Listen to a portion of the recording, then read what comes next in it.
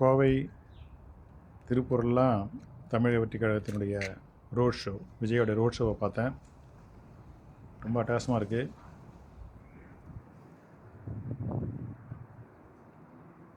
செங்கோட்டையினுடைய அதிமுகவுடைய இழப்பு தமிழக வெற்றி கழகத்தினுடைய லாபம் அப்படின்னு தோணுது.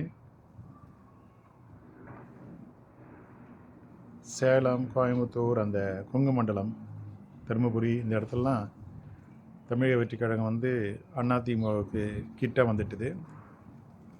அநேகமாக கொங்கு மண்டலத்தில் அதிமுக 3வது இடத்துக்கு போனாலும் ஆச்சரியப்படுறதுக்கு இல்லை. இன்றைய நிலையில் அதிமுக உறுதியாக ஆட்சிக்கு அமைக்க போகிறது கிடையாது. முன்ன எதிர்கட்சியாக வருமானே இப்போ சந்தேகம் வந்துட்டுது. திமுக இன்றைய நிலைமையில் அறுதி பெரும்பான்மை பெற்று மிக எளிதாக மெஜாரிட்டி அடைஞ்சு ஆட்சிக்கு வர போகிறாங்க. இப்போ இருக்கிற நிலைமையில் அதிமுகவில் திறமையும் கிடையாது, பணமும் கிடையாது. அதனுடைய விளைவுகள் ரொம்ப மோசமாக இருக்குன்னு நினைக்கிறேன். இதை நான் எதிர்பார்த்தது தான். ஆனால் அது அந்த கூட்டணியால் ஓரளவு சரிப்படுத்துவாங்க அப்படின்னு நினச்சேன். ஆனால் பாரதிய ஜனதா கட்சி நான் சொன்ன மாதிரி திமுக கூட மறைமுகமாக ஒத்துழைச்சி போகிறாங்கன்னு நினைக்கிறேன். காரணம் என்னென்னா, திமுகவுக்கும் காங்கிரஸுக்கும் உறவு சரியில்லை.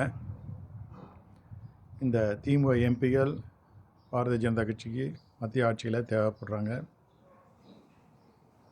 அதனால் இந்த தேர்தலுக்கு பிறகு மத்திய ஆட்சியில் திமுக அமைச்சர்களை இடமட்டாலும் ஆச்சரியப்படுறதுக்கு இல்லை. ரொம்ப வருத்தமான விஷயம். இந்த தேர்தலில் ஒரு நல்ல விஷயம்னா 3 தலைவர்கள் உருவாகியிருக்காங்க. அதான் அவங்க அரசு இந்த தமிழ்நாட்டில். 1 விஜய், 2வது விஜய் பிரபாகரன், 3வது நம்ம பழைய ஆள் சசிகலா.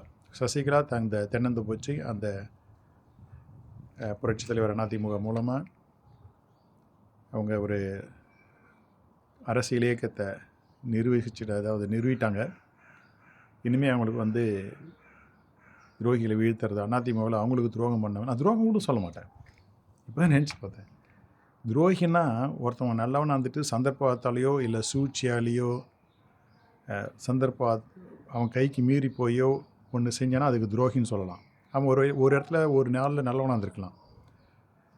இந்த எடப்பாடி இவன்,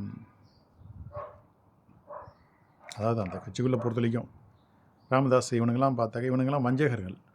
விரோதிகள் கூட, துரோகிகள் கூட பரவாயில்ல, இவனுங்கெல்லாம் வஞ்சகர்கள். அப்படின்னா ஆரம்பத்துலேருந்தே அவனுங்கள புத்தி சரியில்லை. எப்போவுமே அவனுங்க நட்பாவோ நண்பகத்தன்மை உடையவனாவோ இருந்ததில்லை. ஸோ இவனுங்கள்லாம் துரோகிகள்னு சொல்கிறத விட வஞ்சகர்கள்னு சொல்கிறது தான் சரியான வார்த்தை. ஏன்னா அவன் என்றைக்குமே நல்லவனாக இருந்தவன் கிடையாது. தப்பி தவறி அவனை அறியாத சிலது நல்லதாக முடிஞ்சிருக்கு அவனுக்கு செஞ்ச தீய செயல்கள். உதாரணத்துக்கு இந்த 2024 பழனிசாமி பாரதிய ஜனதா கூட கூட்டணி வைக்க மாட்டேன்னு சொன்னோடனே பாரதிய ஜனதா கட்சியால் தனிப்பெரும்பான்மையை அடைய முடியல பாராளுமன்றத்தில். அது வகையில் நல்லது தான் இந்தியாவுக்கு. ஏன்னா தனிப்பெரும்பான்மை வந்திருந்தால் பாரதிய ஜனதா கட்சி மற்றும் மோடி, அமித்ஷாவுடைய ஆட்டம் அளவுக்கு மீறி இருந்திருக்கும், அட்டுழியம். ஸோ முட்டாள்களால், வஞ்சகர்களால் நிறைய நல்லது நடக்கும். அதனால தான் நம்ம வாழ்க்கையை ஓடிக்கிட்டே இருக்கணும். விஜயோட ரோட் ஷோ நல்லா இருந்தது, சுமூகமாக இயங்கிச்சு. It was moving smoothly. அந்த மாதிரி எனக்கு ஜெயலலிதா டைம் ஞாபகம் வந்தது. 89, 91 ஜெயலலிதா இருக்கும்போதெல்லாம் இப்படி தான். கூட்டத்தை பற்றி நம்ம கவலைப்பட வேணாம். எங்கேருந்து வரும் தெரியாது, மக்கள் வந்துகிட்டே இருப்பாங்க. நான் சொல்கிறது கட்சிக்காரன் கிடையாது, பொதுமக்கள் சொல்கிறேன். அந்த ஆர்வத்தோட, அந்த ஆர்வம் தெரியுது. நீங்கள் நினைக்கிற மாதிரி இவனுங்க தற்குறியோ பெட்குறியோலாம் கிடையாது. எல்லாம் கடினமாக உழைக்கிற நல்லா படித்த இளைஞர்கள், இளம் தலைமுறையினர். ஆனால் அரசாங்க வேலையில் இருக்காங்கிற மாதிரி தெரியல நிறைய பேர்.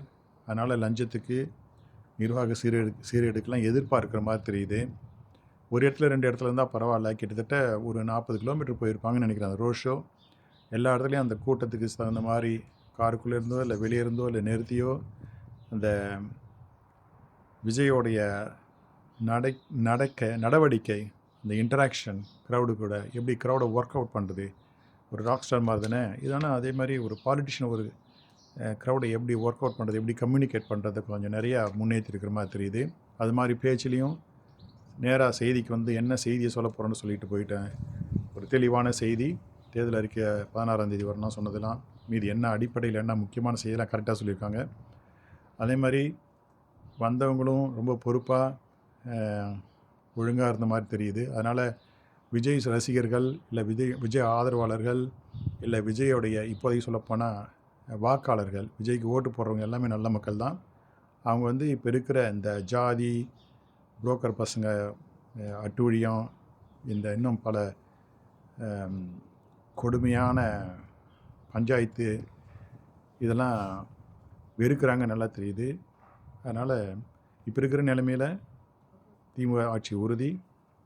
கொங்கு மண்டலத்தில் நிச்சயமாக அதிமுக தாவிக்கா நேரத்தில் 2வது இடத்துல வரும். செங்கோட்டை மாவட்டம்னு எனக்கு சில பேர்லாம் தெரியாது, அவங்களாம் ஜெயிக்க வாய்ப்பு இருக்குது. ஏன்னா இது வந்து எம்ஜிஆர் 1977 வந்த பிறகு தான் எல்லாம் ஒன்றும் இல்லாத மாதிரி இருந்து எம்ஜிஆர் சும்மா ரெட்டையிலே வந்த உடனே சுத்தமாக மாறிட்டுன்ட்டானுங்க. தெற்க மதுரை பக்கம், ராமநாதபுரம், அப்புறம் மேற்க சேலம், கோயம்புத்தூர்லாம் அது மாதிரி தான் அந்த ஒரு ட்ரெண்டு தெரியுது. இது ரொம்ப அந்தளவுக்கு ஆட்சி அமைக்க முடியுமான்ற அளவுக்குலாம் எனக்கு தெரியல. அது ரொம்ப ரொம்ப கஷ்டம். ஆனால் எதிர்க்கட்சியாக வந்தால் ஆச்சரியப்படுத்தல தமிழக வெற்றிக் கழகம் இப்போதைக்கு. ஆனால் திமுக ஆட்சி இன்றைய நிலையில் உறுதியாக இருக்குது. எப்படி இருந்தாலும் திமுக ஆட்சியை வர்றதை தடுக்க முடியாதுன்னு நினைக்கிறேன். திமுக ஆட்சி உறுதின்னு தோணுது தனி மெஜாரிட்டியோட. ஆனால் அதிமுக வந்து எதிர்க்கட்சியாக வருமானது கொஞ்சம் கேள்விக்குறி தான். அதுதான் இப்போ போட்டி. உண்மையிலேயே போட்டி வந்து தாவேக்காவுக்கும் அதிமுகவுக்கும் 2வது இடத்துக்கு. அதில் அநேகமாக தாவேக்கா முந்துன்ற மாதிரி என்னுடைய எண்ணம். காரணம் என்னென்னா, சசிகலா போன்றவங்கெல்லாம் தெற்க செயல்படுத்த பார்த்தா,